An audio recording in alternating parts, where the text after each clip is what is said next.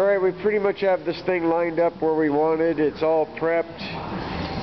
The next step is, before we recheck everything, before we weld it on, is doing these little plates right here that it's what fills the little gap that's over here.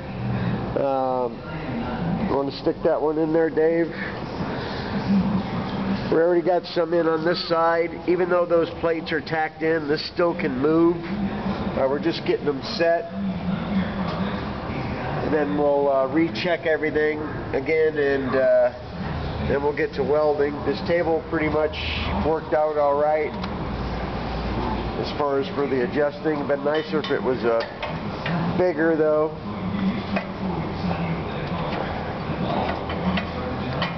So once we got this pretty much how we wanted, instead of moving it and then putting those in and then sliding it in like we normally would have done, Dave is able to get these in here and hold them with his hand and get them where he wanted and then tack them, which he's doing right now, because we're able to get them in there because of this little hole right here.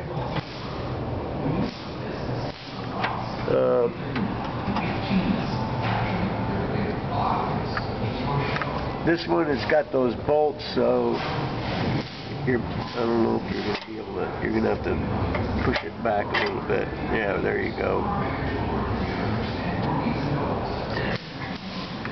It's got it in there. Now we can get it tacked.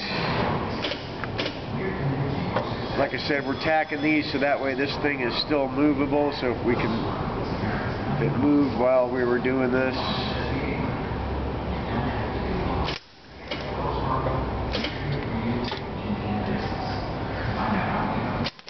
Once all these plates are in there, we'll recheck everything and then we'll get to welding. And then after the welding, then the motor and the sheet metal, and then smoky burnouts after that in like at least 30 minutes minimum.